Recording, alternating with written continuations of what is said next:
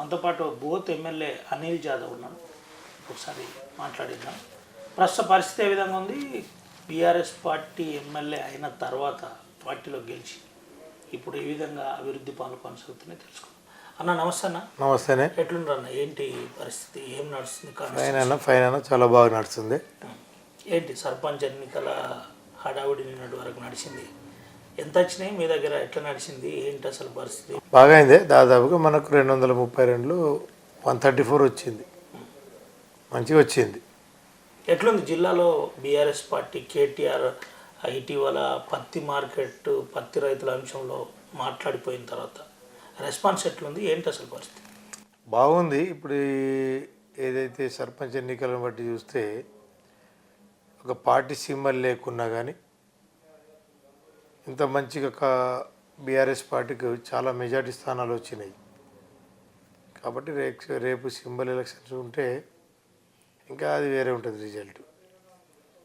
పత్తి మార్కెట్ల విషయంలో చూసినా కానీ, సోయాల విషయంలో చూసినా కానీ చాలా దారుణమైనటువంటి పరిస్థితి మనకు ఇవాళ కనబడుతూ ఉన్నది.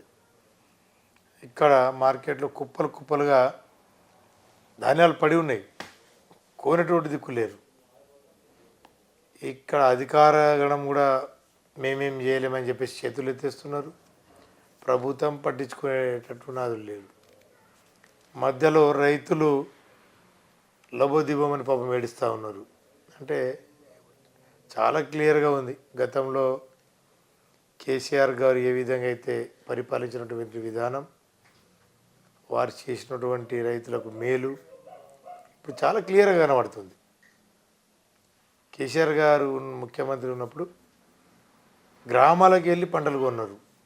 సోయా కానీ, మొక్కజొన్న కానీ, ఇంకా అన్నీ పంటలు. ఈరోజు రైతులు తీసుకొచ్చి మార్కెట్లో పెట్టినా కానీ కొనే పరిస్థితి లేరు. కాబట్టి ప్రజలు చాలా స్పష్టంగా ఉన్నారు. అప్పుడు ఉన్నటువంటి వారు చేసినటువంటి రైతు బంధు పథకాలు, రైతులకు యూరియా ఎరువులు, ఎప్పుడో ఇంతకుముందు కాలంలో కాంగ్రెస్ పార్టీ అప్పుడు ఏ విధంగా అయితే ఉండేనో చెప్పుల లైను, అదే చెప్పుల లైన్ ఇప్పుడు వచ్చింది. మధ్యలో కేసీఆర్ గారు ఉన్నప్పుడు ఉండేనా దర్జాగా రైతులు ఎక్కడ షాపులో కూడా కొనుక్కున్నారు. ఆ విధమైన ఎరువుల పరిస్థితి అప్పుడు ఉండే. ఇప్పుడు లైన్లో నిలబడితే కూడా చెప్పుల లైన్లు ఒకరోజు ముందే పెడుతున్నారు. లారీ వస్తే లారీలకి వెళ్ళి ఎత్తుకుపోయిన దాఖలాలు కూడా ఉన్నాయి ఇప్పుడు. కాబట్టి చాలా స్పష్టంగా రైతులు అయితే కన్నెర్ర ఉన్నారు. ఇంత యూరియా కొరత జరిగింది. ఈ యూరియా కొరత మీద బీఆర్ఎస్ నేరుగా స్టేషన్ల దగ్గర ధర్నాలు చేయలేకపోయింది. ఎందుకని? చేసినాం. కొన్ని కూడా మేమేమనుకుంటామంటే మేము చేస్తే వీళ్ళు కావాలని చెప్పేసి రైతులకు రెచ్చగొట్టి నాయకులే చేస్తామని అంటారు. కాబట్టి రైతుల నుంచే రావాలనేది మా కోరిక. రైతుల నుంచే వ్యతిరేకత వచ్చింది. ఇప్పుడు మేము చేస్తే బీఆర్ఎస్ పార్టీ నాయకులు చేస్తున్నారని చెప్తారు వాళ్ళు. అందుకే అక్కడక్కడ రైతుల నుంచే రైతులే తిరగబడ్డరు. ఇప్పుడు రాస్తారోకోలు చేసింది ఈడ చాలా చోట్ల. రాస్తారోకోలు హైవే మీద రైతులే కదా స్వచ్ఛందంగా చేసుకుంటారు వాళ్ళు. ఏంటి మీరు ఎమ్మెల్యేగా గెలిచిన తర్వాత బీఆర్ఎస్ పార్టీ నుండి ఎమ్మెల్యే గెలిచిండ్రు, బీఆర్ఎస్ పార్టీ ప్రభుత్వం పోయింది, కాంగ్రెస్ పార్టీ స్టార్ట్ 2 సంవత్సరాలు పూర్తయింది. ఎట్లుంది కాన్స్టిట్యున్సీలో అభివృద్ధి పనులు? ఏంటి అసలు పరిస్థితి? అభివృద్ధి పనులు అంటే గతంలో కేసీఆర్ గారు ఇచ్చినటువంటి చాలా శాంక్షన్స్ ఇప్పుడు మా కాన్స్టిట్యున్సీలో అవే పనులు డెవలప్మెంట్ విషయంలో జరుగుతూ ఉన్నాయి. ఇప్పుడు కూడా మేము ప్రభుత్వం మీద ఒత్తిడి తెచ్చి పనులు తెస్తూ ఉన్నాం. ఒత్తిడి తెచ్చి తెస్తున్నాం. ఎందుకంటే మాకు హక్కు. అది ప్రజాస్వామ్యంలో రాజ్యాంగం కల్పించినటువంటి మన హక్కు. మన నియోజకవర్గంలో ఎమ్మెల్యేగా ఈ ప్రాంత అభివృద్ధి కొరకు మనం చేయాల్సిన బాధ్యత మనపై ఉంది. కాబట్టి కొట్లాడి మనం తెచ్చుకుంటున్నాం. కానీ కాంట్రాక్టర్లు ముందుకు వస్తలేరు. ఈ ప్రభుత్వము వాళ్ళకు ఉన్నటువంటి బిల్లులు సరిగా ఉన్నటువంటి సమయాల్లో చెల్లించకపోవడంతో ఎక్కడ పడితే అక్కడ డెవలప్మెంట్ కుంటపడుతూ ఉన్నది. అసలు ఎవరైనా టెండర్ వేయడానికి కూడా ముందుకు వస్తలేరు. అలాంటి పరిస్థితి ఇప్పుడు ఉంది. కనెక్టివిటీ రోడ్లు అట్లనే పెండింగ్ ఉన్నాయి, సైడ్ డ్రైన్లు పెండింగ్ ఉన్నాయి, సీసీ రోడ్లు పెండింగ్ ఉన్నాయి. ఏదో సిఎస్ఆర్ లాంటి నామమాత్ర ఫండ్తో నడుపుతున్నారు. ఎమ్మెల్యేకు మొన్నటి వరకు డిఎంఎఫ్టీ లేదు, సిఎస్ఆర్ లేదు. ఏంది అసలు పరిస్థితి? ఎందుకు ఇదంతా బయట మాట్లాడలేకపోతున్నారు? గతంలో సిఎస్ఆర్ కానీ డిఎంఎఫ్టీస్ కానీ ఇవన్నీ అన్ని నియోజకవర్గాలకు ఇచ్చేటోళ్ళు కేసీఆర్ గారు ముఖ్యమంత్రి ఉన్నప్పుడు. సింగరేణి నుంచి కానీ ఇక్కడెక్కడ సిఎస్ఆర్ కానీ డిఎంఎఫ్టీస్. ఈ ప్రభుత్వం కాంగ్రెస్ ప్రభుత్వం వచ్చిన తర్వాత ఇవన్నీ ఆపేసిండ్రు. వాళ్ళ నియోజకవర్గాల్లోనే ఈ యొక్క డబ్బును వాడుకుంటున్నారు. ఇప్పుడు మా దగ్గర బోత్లు అయితే అసలు ఒక సిఎస్ఆర్ లేదు, డిఎంఎఫ్టీ లేదు, ఏం లేదు. అక్కడెక్కడ ఉందో మంచిర్యాల సైడు అటే బేలంపల్లి, చెన్నూరు అంటే తప్ప ఇటు అసలు ఏం లేదు. గతంలో ఆ విధంగా ఉండకపోతుండే, అందరికి సమానంగా ఇచ్చేటోళ్ళు డిఎంఎఫ్టీ కానీ సిఎస్ఆర్సి కానీ. ఎమ్మెల్యే అప్పుడు ఎన్నో హామీలు ఇచ్చుంటారు. మరి ఇప్పుడు నేరుగా గ్రామాలలో పోతున్నారు, మాట్లాడుతున్నారు, ఏమన్నా అడుగుతున్నారా జనాలు? మీకు జనాలకు తెలుసు మన ప్రభుత్వం లేదని తెలుసు కదా, జనం తెలుసు ఎమ్మెల్యే మంచోడు, కానీ వాళ్ళ పార్టీ అధికారంలో రాలేదు. జనం కూడా చాలా స్మార్ట్, చాలా అందరికి వాళ్ళు కూడా చైతన్యవంతులు కాబట్టి అలాంటివి మనకేం అడుగుతలేరు వాళ్ళు. అరే పాపం ఎమ్మెల్యే పని చేస్తుండే, కానీ ఇప్పుడు నాకేం పని ఉంది, 24 గంటలు నేను జనంలో ఉంటా. నాకు ఎలాంటి బిజినెస్లు లేవు, నాకు ఎలాంటి ఫ్యాక్టరీలు లేవు, నాకు ఎలాంటి కాంట్రాక్ట్ దందాలు లేవు. నిత్యం నేను ప్రజల్లో ప్రొద్దున లేస్తే రాత్రి 12 బజేదాకా 12 బజేదాకా మీరు ఎప్పుడైనా ఎంక్వైరీ చేసుకోవచ్చు. నేను పబ్లిక్లోనే ఉంటా కాబట్టి వాళ్ళకి తెలుసు, అరే పబ్లిక్లో మన నాయకుడు ఉంటాడు, కానీ వాళ్ళ ప్రభుత్వం లేదు. ఆ విధంగా మనకు వాళ్ళు ఏం సదాయించడం లేదు. కానీ అనిల్ జాదవ్ క్యాంప్ ఆఫీస్కి పోడు, ఆ క్యాంప్ ఆఫీస్లో జనాలను గడవడు. అనిల్ జాదవ్ గెలవాలంటే ఇంటికి రావాలి. అనిల్ జాదవ్ ఇంటికి కాదు, అనిల్ జాదవ్ ఇంటికి పోతాడు అందరి దగ్గరికి. నేను క్యాంప్ ఆఫీస్ని పిలిపించుకోవడం, ఏదో హంగామా చేయడం ఉండదు నాది. నేనే ప్రజల దగ్గరికి పోతూ ఉంటా ప్రొద్దున్నే లేచి. ఇక ఆ సందర్భమే రాదు కదా వాళ్ళను ఇంటికి పిలిపించడం, వాళ్ళను క్యాంప్ ఆఫీస్లో పిలవడం అనేది రాదు కదా. నేను తెల్లారి లేస్తే 7 గంటలకు అలా ఇంటి కాడ ఉంటా, వాళ్ళ దగ్గర టిఫిన్ చేస్తా, ఎవరి దగ్గర ఛాయ్ తాగుతా, వాళ్ళ దగ్గర ఛాయ్ తాగుతా, వాళ్ళ దగ్గర తింటా, అటే ఉంటా నేను. ఇంకా నా దగ్గర క్యాంప్ ఆఫీస్కి అవసరమే ఉన్నది రావడం. గతంలో కాంగ్రెస్ పార్టీలో మీరు కూడా కొంత క్రియాశీలకంగా ఉన్నారు. ఒక భూమి లేచింది, ఇండిపెండెంట్గా రెబల్గా అనిల్ జాదవ్ గెలుస్తున్నాడనో ప్రచారం వచ్చింది. ఆ సంబంధాలు ఇంకా ఉన్నాయి కాంగ్రెస్ పార్టీతో? సంబంధాలు ఏముండదు అన్న. అట్లా అంటే మరి రేవంత్ రెడ్డి తెలుగుదేశం పార్టీ వాడు ఉన్నాడు, మరి ఇప్పుడు అంటే సంబంధం ఉన్నది మనం అనుకుంటామా? ఒక పార్టీలో నేను ఫస్ట్ నా పుట్టుకనే టీఆర్ఎస్. నేను విద్యార్థి దశ నుంచే ఉద్యమాల్లోకి వచ్చినాం. మధ్యలో 2004లో మేము టీఆర్ఎస్ ఎమ్మెల్యేగా ఇలా నేను అప్పుడు పార్టీ టికెట్ అడిగితే నాకు రాక ఇంకొక క్యాండిడేట్కి ఇవ్వడం వల్ల ఆయనను గెలిపించిన నేను ఇక్కడ టీఆర్ఎస్ పార్టీను. అప్పుడు ఇది తెలుగుదేశం కంచుకోట బోత్. నేను ఆ విద్యార్థి దశలోనే ఇక్కడ టీఆర్ఎస్ ఎమ్మెల్యే గెలిపించినాం. మధ్యలో ఎమ్మెల్యే ఆయన యొక్క మంచి లేక ఆయన పద్ధతి మనకు నచ్చక అప్పుడు బయట వెళ్ళాం తప్ప మనము పార్టీకి దూరం కాలే. ఎమ్మెల్యే అయిపోయిన తర్వాత ఎప్పుడన్నా కాంగ్రెస్ పార్టీ అట్లాంటిది ఏం లేదు, తీసుకోవాలి ఎమ్మెల్యే అయిండు మనకు అక్కడికత్తా ఏమన్నా ప్రయత్నాలు జరిగినాయి? అట్లాంటిది ఏం లేదు. ఎప్పుడన్నా రమ్మని అనడం మనకు వాళ్ళు ప్రయత్నం చేయలేదు, మనం కూడా వాళ్ళని అప్రోచ్ కాలేదు. ఏ లైన్లో మనం ఒక నిబద్ధతతో కేసీఆర్ గారు కేటీఆర్ గారి దయతోటి ఇక్కడ ఒక సిట్టింగ్ ఎమ్మెల్యే టికెట్ మార్చి నాకు ఇచ్చిండ్రు. మరి మనం అంతా ఇప్పుడు ఏ టీంలో ఉన్నారు మీరు? ఏ టీమా బి టీమా? అంటే హరీష్ రావు గారు ఇటు కేటీఆర్ మధ్య మొన్న వరకు ఒక గ్యాప్ పరిస్థితి ఉండే, ఇప్పుడు ఏదో కలిసినట్టు యాక్టింగ్ జరుగుతుందని బయట ప్రచారం చేస్తున్నారు కాంగ్రెస్. మాది అందరిది ఒకటే టీం, కేసీఆర్ టీం. మాకు ఏ లేదు బి లేదు, ఓన్లీ కేసీఆర్ టీమే అందరిది. మీ మిత్రుడు Johnson BRS party Nirmal president ఎప్పుడైతున్నాడు, ఏమన్నా సమాచారం ఉందా? ఎవరు అనేది ఉండదన్న. మా గౌరవ నాయకుడు కేసీఆర్ గారు ఎవరికి బొట్టు పెడితే వాళ్ళే ప్రెసిడెంట్లు, వాళ్ళే నాయకులు. ఎట్లుంది ఆదిలాబాద్ జిల్లాలో బీఆర్ఎస్ పార్టీ గ్రాఫ్ ఎట్లుంది? ఇప్పుడు ఆదిలాబాద్ మీరు చూసిండ్రు కదా, మొన్న గ్రామ పంచాయతీ ఎన్నికల్లో చూస్తే అత్యధిక స్థానాలు అంటే హయ్యెస్ట్ మెజార్టీ బీఆర్ఎస్కి వచ్చింది, సెకండ్ కాంగ్రెస్కి వచ్చింది. దాని మీదకి మీకే అర్థమవుతుంది. అరే ఒక పార్టీ మెజార్టీ స్థానాలు సర్పంచ్లు గెలిపించుకున్నారు కాబట్టి బీఆర్ఎస్ పార్టీ చాలా బలంగా ఉంది. ఒకప్పుడు కూడా కంచుకోట, ఇప్పుడు కూడా అదే తరాలు ఉన్నది. ఆదిలాబాద్లో ఓడిపోయినా మేము ఎక్కువ మేడతో ఓడిపోలే కదా, 6,000 మెజార్టీ అంటే 3-4 వేల ఓట్లు వస్తే గెలిచేటోళ్ళం. కాబట్టి మా పార్టీ చాలా అబద్ధంగా అక్కడ జాన్సన్ నాయక్ గారు ఓడిపోయినా 2000 ఓట్లతోనే ఓడిపోయాడు పాపం. మెజార్టీ కాదు కదా అది, కొత్తదనం, కొత్తగా వచ్చిన క్యాండిడేటు అన్న ఇప్పుడు కూడా అదే ఊపుతో తిరుగుతున్నాడు. మీరేమో బీఆర్ఎస్ పార్టీని గట్టిగా పట్టుకొని ముందుకు పోతున్నారు. అటు ఖానాపూర్ కావచ్చు, బోత్ కావచ్చు, ఆదిలాబాద్ కావచ్చు. కానీ కవిత నేరుగా బీఆర్ఎస్ పార్టీని డిస్టర్బ్ చేస్తుందని ప్రచారం ఉంది. ఏంటి దీనివల్ల ఎప్పుడన్నా కేటీఆర్ గారికి మీరు దీనివల్ల డిస్టర్బ్ ఉందన్న అని చెప్పే ప్రయత్నం చేసిందా? లేదా సందర్భం రాలే, ఆమె కూడా మాకు డిస్టర్బ్ చేయలే, మేము కూడా అటు చెప్పలేదు.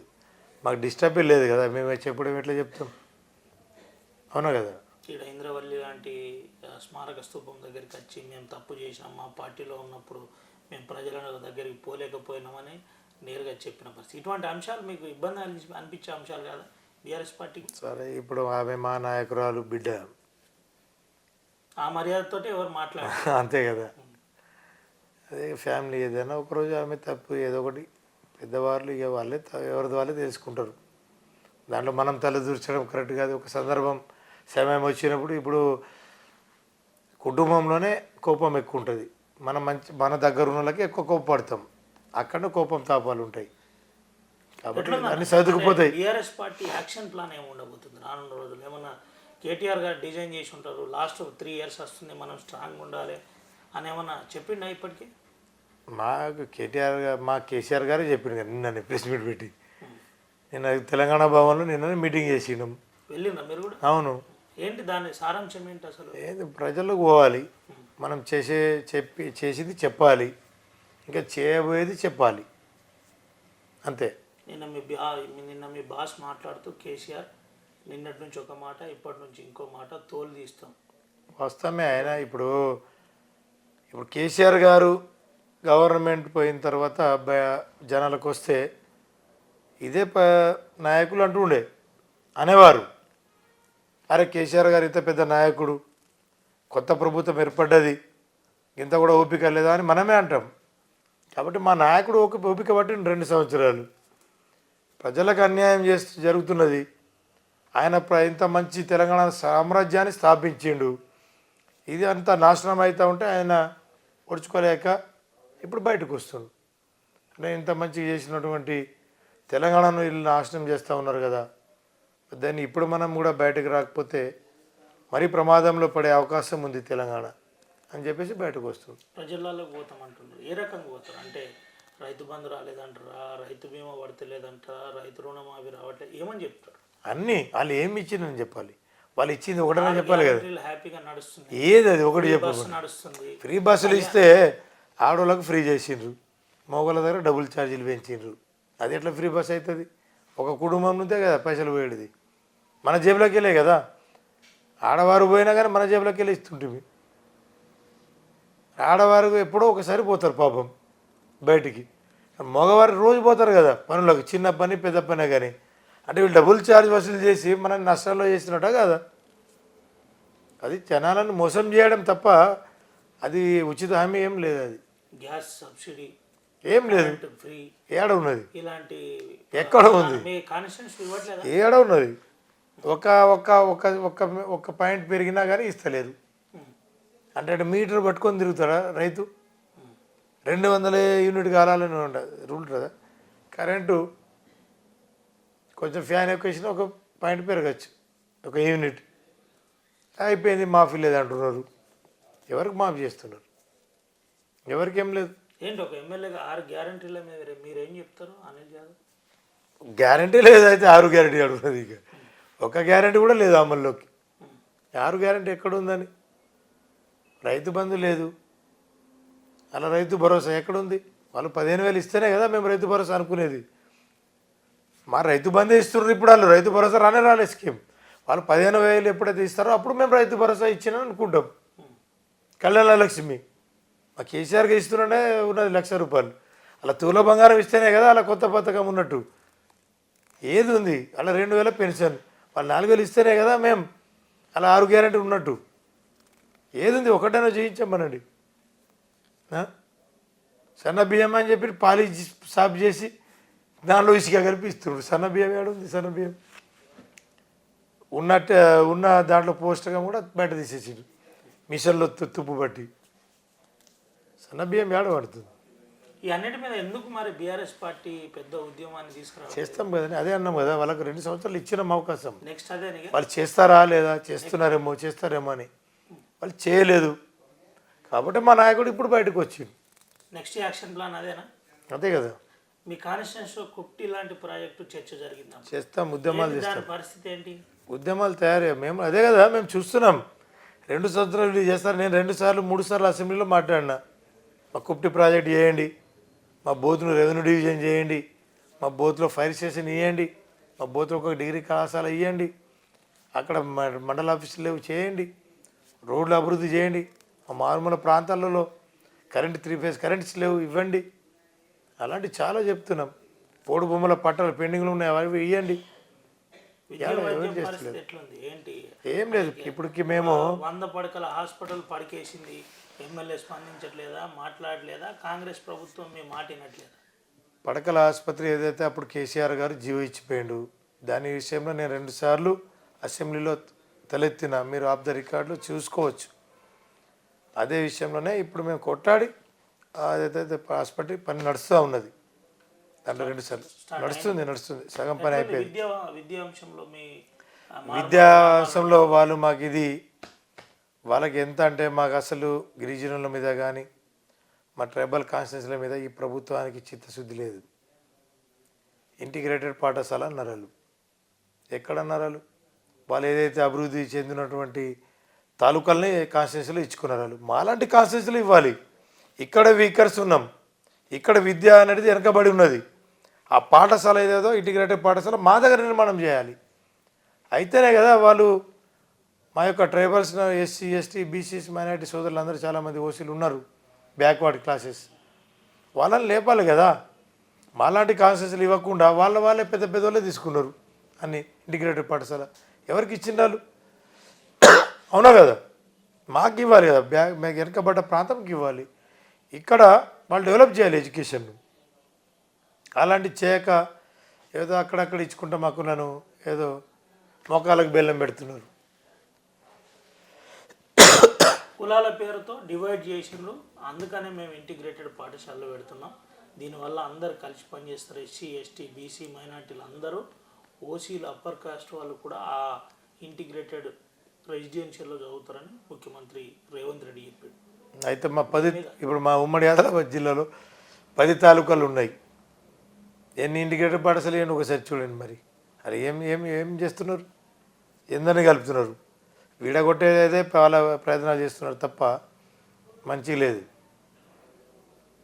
మొన్నటి దాకా కేటీఆర్ పేరు మీద ఈ రేస్ అన్నారు, నిన్న ఆయన కూడా ఫుట్బాల్ పేరుతో 10 కోట్లు ఖర్చు పెట్టింది. దీని మీద మీరు ఏం చెప్తారు ఎమ్మెల్యేగా? ఆయనకే అడగాలి, ఇది ఆయనని అడగాలి. బీఆర్ఎస్లో చర్చ జరగట్లేదా ఈ అంశం మీద? జరుగుతున్నది. అది సమయం వచ్చినప్పుడు దాన్ని బయట తీస్తారు. సమయం రావాలి, ఏదైనా కానీ సమయం సందర్భం రావాలి.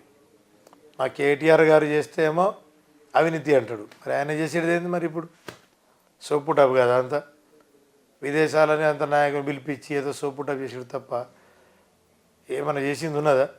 పైసా కూడా దాంతో పేరు రాలేదు. కేటీఆర్ పాదయాత్ర డిజైన్ అయిందని ఒక చర్చ జరుగుతుంది. ఎప్పటి నుంచి స్టార్ట్ అవుతుంది ఏంటి, ఏమైనా తెలిసిందా? మన జిల్లాలో ఏమైనా ఉందా?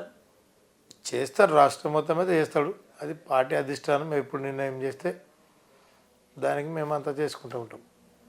ఏం చెప్తారన్న, అంటే ఈ కాన్స్టిట్యున్సీ మీద, కాంగ్రెస్ ప్రభుత్వం మీద ఒక ఎమ్మెల్యేగా మీరు ఏం చెప్తారు? కాన్స్టిట్యున్సీ అభివృద్ధి అంశంలో మీరు ఏం చెప్తారు? మేము అదే అంటూ ఉన్నాం, ఎన్నికలప్పుడే మీరు పార్టీ అంటారు, మరి ఇప్పుడు మేము ఎమ్మెల్యే గెలిచినాం కదా, మాకు కూడా సమన్యాయం చేయండి. మా ప్రాంతం వెనుకబడ్డ ప్రాంతం, మా దగ్గర ఏదైతే ఉన్నదో కరెంటు సౌకర్యాలు కల్పించండి, 3 ఫేజ్ రోడ్డు సౌకర్యాలు, మారుమూల ప్రాంతాలు ఉన్నాయి, ట్రైబల్ ప్రాంతాలు, రోడ్డు సౌకర్యాలు కల్పించండి, మాకు ప్రాజెక్టులు ఇవ్వండి. మేము చాలా బలంగా చెప్తున్నాం, మా రెవెన్యూ డివిజన్ ఇవ్వండి, ఫైర్ స్టేషన్ ఇవ్వండి. మాకు ఇల్లు కాలిపోతే ఫైర్ స్టేషన్ లేదు.